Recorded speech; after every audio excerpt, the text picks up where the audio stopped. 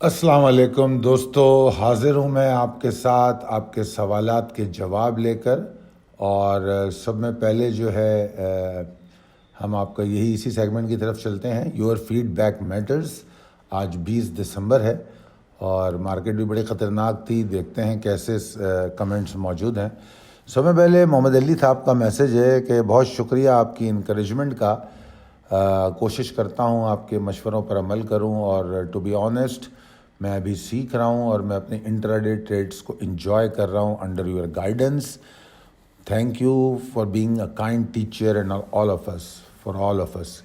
ٹھیک ہے سر، بہت شکریہ، اللہ تعالیٰ آپ کو اچھا رکھے۔ عدیل اسحاق فرماتے ہیں کہ میں نے ایکسیلنٹ انالیسز، میں نے آپ کی ساری ٹریڈنگ ویڈیوز دیکھی ہیں، بڑی انفارمیٹیو ہے۔ میں پی ایس ایکس میں نیا ہوں، اپریشیٹ کرتا ہوں آپ کے سنسیئر ایفرٹ، شکریہ سر۔ محمد حسن طارق فرماتے ہیں خالد بھائی اپنے ویوز لوڈس پر دیں، تو میں ابھی لوڈس کو بغیر دیکھے ایک بات بتا دوں، ٹیکنیکلی نہیں دیکھ رہا۔ لوڈس جو ہے بیسیکلی آٹو موبائل انڈسٹری کے لیے پارٹس بناتا ہے، ٹھیک ہے جی۔ آٹو موبائل انڈسٹری بند ہو رہی ہے تو کیا کہوں اس کے بارے میں، اس میں تو بربادی آنی ہے۔ پھر آپ نے سوال دوبارہ کر دیا آئی ایل اور آئی ایس ایل کے بارے میں۔ یہ اسٹاک ہیں جو آپ کو کچھ دے جائیں گے، مگر یہ ہے کہ اگر آپ لانگر ٹرم اور میڈیم ٹو لانگر ٹرم میں انویسٹ کرنا چاہتے ہیں اور آپ اتنی سمجھداری سے پیسے انویسٹ کر سکتے ہیں کہ آرام سے پریشر دیکھ کے کریں تو پھر ٹھیک ہے۔ یہ دونوں اسٹاک بہت اچھے ہیں، بہت اسٹرانگ اسٹاکس ہیں، مگر موجودہ مارکیٹ اور پریشر کو دیکھتے ہوئے، کیونکہ یقیناً انفراسٹرکچر ڈیولپمنٹ پاکستان میں اتنی ہو نہیں رہی، اس لیے اسٹیل اور سیمنٹ سیکٹر کافی گراوٹ کا شکار ہے۔ تو جتنا نیچے بائی کر سکتے ہیں کر لیجئے، اور یہ اسٹاک اگر آپ کے پاس رکھے ہوں گے آپ کے پورٹ فولیو میں، کسی صورت نقصان میں نہیں رہیں گے آپ۔ میری ڈسوزا یہ کہتی ہیں اف اونلی اور پولیٹیشین ور انسیلفش لائک یو، تو اللہ کرے کہ وہ ہمارے پولیٹیشینز جو ہیں ملک کے لیے سوچیں تو شاید میری کچھ بہتری آ سکے، اللہ سے ہم دعائی کر سکتے ہیں۔ محمد کامران صاحب فرماتے ہیں السلام علیکم سر، اللہ آپ کو سلامت رکھے۔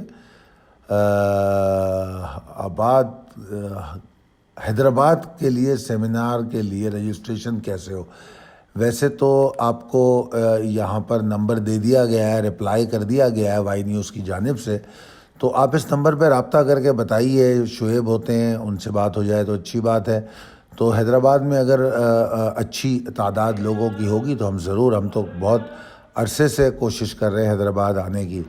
اس کے بعد طلعت محمود صاحب نے ایک سوال کیا ہے، طلعت محمود سے ایک سنگر مجھے یاد آ گئے، انڈیا کے بڑے زبردست سنگر تھے، تو ٹیلی کے حوالے سے طلعت محمود نے پوچھا ہے، طلعت محمود صاحب کیا کہوں کہ شرم سے لب سلے ہوئے، اس وقت تو کسی اسٹاک کی بات کرنے کو دل نہیں چاہ رہا، ٹیلی کو 6 روپے کے قریب دے کے بڑا دل افسوس کر رہا ہے کہ اتنا نیچے اس کو بالکل بھی نہیں آنا چاہیے تھا، مگر بہرحال یہ ہم کچھ کر نہیں سکتے۔ اس وقت تو ہر اسٹاک ہی گرا ہوا ہے اور ٹیلی اس وقت 6 روپے 41 پیسے کی کلوزنگ دے رہا ہے، تو اگر آپ لانگ ٹرم کے لیے بائی کرنا چاہتے ہیں تو یہاں سے لے کے یہ اگر 2 روپے تک بھی چلا جائے تو آپ بائی کر سکتے ہیں، مگر صرف نقطۂ نظر یہ ہوگا کہ لانگ ٹرم ویو رکھنا ہوگا۔ اب امیدیں کوئی میڈیم ٹرم اور شارٹ ٹرم کی مارکیٹ میں ہے نہیں، ٹھیک ہے جی۔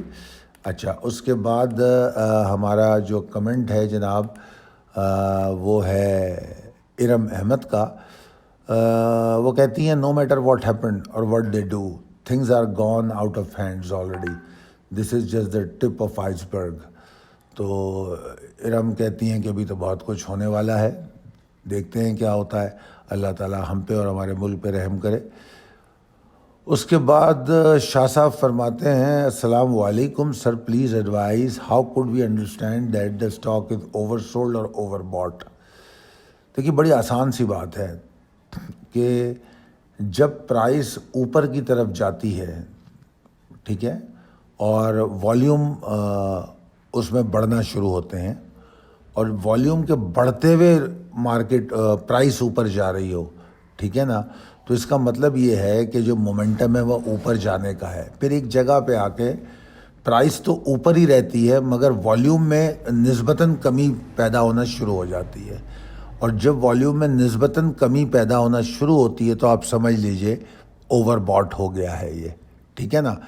کچھ عرصے وہ اسی اسٹیٹ میں رہتا ہے اور اس کے بعد پھر دوبارہ والیوم بڑھنا شروع ہوتے ہیں، مگر اس دفعہ جب والیوم بڑھتے ہیں تو پرائس نیچے کی جانب آ رہی ہوتی ہے. تو یہ ہوتا ہے اوور باٹ. اس کو الٹا کر لیں تو اوور سولڈ میں یہی ہوتا ہے کہ جب نیچے جاتا ہے تو پریشر کے ساتھ نیچے جاتا ہے اور والیوم بھی ہوتے ہیں اور وہ نیچے جا رہا ہوتا ہے، اور اس کے بعد نیچے جاتے جاتے جب والیوم کم ہونے لگے تو پھر آپ سمجھ لیجئے یہ اوور سولڈ ہونے جا رہا ہے. تو یہ دونوں ایک دوسرے کا الٹ ہوتے ہیں. اس کے بعد شاہ صاحب کہتے ہیں السلام علیکم خالد بھائی، غصہ 100% ٹھیک ہے، آپ پریشان نہ ہوں، آپ کی ویڈیو سے ہم کو بہت حوصلہ ملتا ہے. Please take care of your self. We need people like you. Today's bloodbath is only because of the wrong policies of Mr. Dar and their Bhagode leaders, that they took the government to settle down their own problem, not the nation. یہ تو اس میں کوئی دو رائے نہیں ہے، میں آپ کی بات سے پوری طرح اتفاق کروں گا. 1947 کے بعد سے آج تک جو بھی حکومت میں آیا صرف وہ اپنے فائدے کے لیے آیا، چاہے یہ موجودہ حکومت ہو یا اس سے پچھلی حکومت ہو یا اس سے پچھلی حکومت ہو یا اس سے پچھلی حکومت ہو. اور نہ صرف یہ لوگ بلکہ پاکستان کی جمہوریت میں، مجھے تو پاکستان میں کبھی جمہوریت نظر نہیں آئی، مگر جو اپنے آپ کو جمہوریت کی بات کرتے ہیں، جیسے اس وقت 3 لوگ سامنے ہیں، پیپلز پارٹی، پاکستان مسلم لیگ نواز اور پی ٹی آئی، چلیں اور چھوٹوں کو بھی لے لیتے ہیں، P M L Q, M Q M, اور مطلب آپ ان ساروں کو اگر لسٹ کر لیں اور پھر الگ الگ دیکھیں تو کون، ذوالفقار علی بھٹو صاحب جو ہیں پاکستان کے پہلے سول مارشل ایڈمنسٹریٹر رہ چکے ہیں. ایوب خان کو وہ ڈیڈی کہتے تھے مگر جمہوریت کے علمبردار چیمپئن ہیں. ضیاء الحق صاحب کی جو پیدائش ہے، ضیاء الحق صاحب نہیں سوری، نواز شریف صاحب کی جو پیدائش ہے وہ ضیاء الحق کی گود میں ہوئی، اور یہ اپنے آپ کو جمہوریت کی پیداوار کہتے ہیں اور جمہوری لیڈر تصور کرتے ہیں اور بڑے بڑے بیانیے بناتے ہیں. اس کے بعد عمران خان صاحب پاکستان کی تاریخ کا سب میں جھوٹا، ہم اس کو پرائم منسٹر بھی کہہ سکتے ہیں، کیونکہ جتنے جھوٹ پاکستان کی تاریخ میں پاکستانی سیاستدان بولتے رہے اس میں سب میں بڑے یہ ثابت ہوئے. ان کی پیدائش حمید گل کے بعد ظہیر الاسلام اور اس کے بعد پھر آگے ہوئی. تو اس کے بعد پھر ایم کیو ایم کو لے لیں، خاف لیگ کو لے لیں، پوچھے بغیر ایک فیصلہ نہیں کر سکتے. تو اس ملک میں جمہوریت اور جو مطلب وہ تمام چیزیں ہیں ہی نہیں، تو ہم کیا بات کر سکتے ہیں اس پہ. اور اکنامکس یہ کہتی ہے کہ جتنی ڈیموکریسی پریویل کرے گی اتنی اکانومی بہتر ہوگی. بہرحال اللہ بہتر کرنے والا ہے. اگلا کمنٹ ہے السلام علیکم، please explain P P L share کا فیوچر بتائیے. جناب اس وقت تو فیوچر کے حوالے سے تو بات کرتے ہوئے ڈر لگ رہا ہے، مگر بہرحال پی پی ایل کو ہم نے بائنگ کے لیے کہا ہے، اور اگر آج کی مارکیٹ میں بھی دیکھیں تو پی پی ایل میں کوئی بہت بڑی گراوٹ نہیں ہے. حالانکہ پی پی ایل اگر ہم دیکھیں تو تقریباً ₹2 ₹2 یا پتہ نہیں ₹1.25 نیچے بند ہوا ہے، مگر اس کے باوجود بھی اتنی گراوٹ میں پی پی ایل اتنا نہیں گر رہا اور یہ گرے گا بھی نہیں. اور اس کو یہاں پر بھی بائی کریں تو اچھا ہے، اور اگر آپ کو ₹50 کے پاس 51 پہ بھی ملے تو اس کو بائی کریں، ایون 51 توڑ کے بھی ملے تو بائی کریں، اور 51 کے نیچے رکے گا نہیں. بہرحال اگلا کمنٹ ہم پڑھتے ہیں میری ڈسوزا. وہ یہ کہتے ہیں، اچھا ان کا 21 گھنٹے پہلے کا کمنٹ ہے یہ، انہوں نے کہا اسمبلیاں ڈیزالو نہیں ہوں گی، مارکیٹ کو اوپر جانا ہو. میں میری کی بات سے بہت حد تک اتفاق کرتا ہوں کہ اسمبلیاں ڈیزالو نہیں ہوں گی، مگر جو موجودہ صورتحال بن رہی ہے اس میں کچھ عجیب صورتحال لگ رہی ہے، کوئی بیچ کی صورتحال لگ رہی ہے. اسمبلیاں ڈیزالو ہوں یا نہ ہوں، ملک میں سیاسی بحران برقرار رہے گا، یہ بات ایک طے شدہ ہے، اور اسی کا امپیکٹ مارکیٹ لے رہی ہے. راؤ وکیل صاحب کہہ رہے ہیں سر ہپکو کے بارے میں ٹارگٹ بتا دیں، آج جب اسٹاک گرے تو ہپکو نہیں گرا. تو دیکھیے یہ تو میں بہت پہلے سے یہ بات کہہ رہا ہوں کہ، اور ابھی 100 انڈیکس کال بھی جو ہے اس میں بھی میں نے یہ بات کہی تھی کہ جب مارکیٹ گرتی ہے تو سارے اسٹاک اتنا نہیں گرتے جتنا گرنا چاہیے. اگر ہپکو کو دیکھیں، ہپکو تو کل بھی گرا تھا، ٹھیک ہے نا، کل ₹60.50 کا لو تھا، آج 59.30 کا لو ہے. مشکل سے 1 روپیہ نیچے گیا. تو یہ آپ کو جو ہے آپ کو بونس بائی دے رہا ہے, لے لیں تو اچھا ہے. اگر لانگ ٹرم کے لیے آپ لے سکتے ہیں تو آپ کو میں کوئی برائی نہیں ہے. ایون کیپ کو بھی بہت اچھا ہے. اسلام لرننگ صاحب نے شکریہ ادا کیا ہے, نائس ویڈیو کا ہے ماشاءاللہ, بہت خوب, شکریہ سر. اس کے بعد یونٹی میں یہ ان کا نام مجھے نہیں پتا, السلام علیکم. یونٹی میں نے 23 روپے 22 پیسے کا بائنگ کیا ہوا ہے. اچھا, یونٹی تو بھائی ہمارا وہ اسٹاک ہے جس کو ہم انٹراڈے ٹریڈ میں یوز کرتے, ہم اس کو میڈیم ٹو لانگ ٹرم میں کبھی ریکمینڈ ہی نہیں کرتے. تو لہذا اگر آپ نے رکھا ہوا ہے تو اب آپ کے حق میں ہم دعا کریں گے کہ اللہ تعالیٰ آپ کے حق میں بہتری کرے, تو شاید آپ کو کوئی آپ کا ریٹ مل جائے, ورنہ یہ رکھنے والا اسٹاک ہے نہیں. ٹھیک ہے جی. اس کے بعد پھر میری ڈسوزا کا دوبارہ کمنٹ ہے 5 گھنٹے پہلے کا, کہ ہاں یقیناً مارکیٹ دیکھ کر انہوں نے کمنٹ کیا کہ پتہ نہیں کیوں لوگ پینک ہو رہے ہیں. یہ میری کا کمنٹ ہے. اس کے بعد ایک صاحب کا کمنٹ ہے, ان کا نام میرے سامنے نہیں آ رہا. خالد صاحب, یہ گستاخی کر رہے ہیں آپ. پاکستان کی تاریخ کے سب سے قابل, محنتی اور ایماندار لوگ حکومت کر رہے ہیں. سر آپ سارکاسٹک آپ کا کمنٹ ہے نہ. پاکستان میں ان سے پہلے اچھے لوگ تھے. اگر میں مثال دوں پی ٹی آئی اور عمران خان کی حکومت کی, وہ بھی انتہائی احمقوں کی حکومت تھی. ان میں ایک بھی آدمی ایسا نہیں تھا جس کا مطلب ایبلٹی ہو ڈیلیور کرنے کی. اس حکومت میں بھی ایک آدمی نہیں تھا, اس حکومت میں بھی نہیں ہے. مگر اگر ان دونوں حکومتوں کو میں کمپیئر کروں تو ایٹ لیسٹ جو پی ڈی ایم کی حکومت ہے اس کے اندر گورن کرنے کا ایکسپیرینس ہے. یہ ڈیلیور کر سکتے ہیں کمپیریٹیولی اگر میں پچھلی حکومت سے کمپیئر کروں.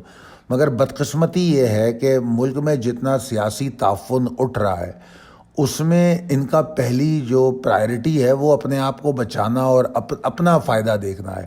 یہ ان کا تو اس میں کوئی شک کی گنجائش نہیں ہے, یہ ان کا پہلا پوائنٹ ہے.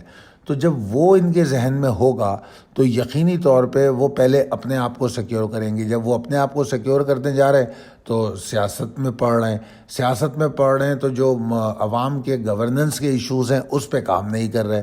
اس لیے تو لہٰذا میرے حساب سے صرف زرداری اور شریف خاندان کی بات نہیں ہے.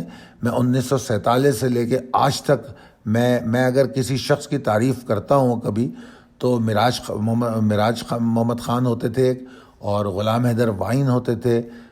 ان کے دور تھے تو جس میں میرے خیال میں جو صحیح پولیٹیشنز اور انہوں نے اگر کچھ ڈیلیور کرنے کی کوشش کی یا اچھی سیاست کرنے کی کوشش کی. اس کے علاوہ پاکستان کی تاریخ میں مجھے کوئی ایسا سیاستدان نہیں ملا. ہاں, ہر ایک میں کچھ نہ کچھ خوبیاں ضرور رہی ہیں. جیسے ذوالفقار علی بھٹو صاحب میں بھی کچھ خوبیاں تھیں, مگر کچھ جن میں کچھ خوبیاں ہوتی ہیں ان کو اطراف کے لوگ مروا دیتے ہیں. تو بہرحال بڑے بڑے مسائل ہیں, کیا کہہ سکتے ہیں, بس دعا ہی کر سکتے ہیں. دعا کیجیے گا سر, بس یہی کمنٹس ہیں آج کے. اور اچھا, میں نے یہاں پر آپ کے سامنے سلائیڈ چل رہی ہوگی, یہ ہم کراچی میں کورس کرانے جا رہے ہیں. 2 دن کا کورس ہوگا یہ, جس میں ہم ٹریڈنگ سیکھیں گے کہ ٹریڈنگ کی کس طرح جاتی ہے. اگر آپ میں سے کوئی اس کو اٹینڈ کرنا چاہتا ہے, اس کی کورس آؤٹ لائن بھی سلائیڈ میں لکھی ہوئی ہے, تو آپ 0345619043 پر رابطہ کر سکتے ہیں. اور کراچی کے علاوہ دیگر شہروں کے جو ویورز ہیں وہ اگر اپنے شہر میں ہمارے فری سیمینار کا انعقاد کرنا چاہتے ہیں تو وہ ان کو موسٹ ویلکم ہے. وہ ہمارے نمبر پہ رابطہ کریں اور بتائیں, ہم آپ کے شہر میں آ کے آپ سے بات کریں گے اور آپ کے سوالات کے جوابات دیں گے. بہت شکریہ, اللہ حافظ.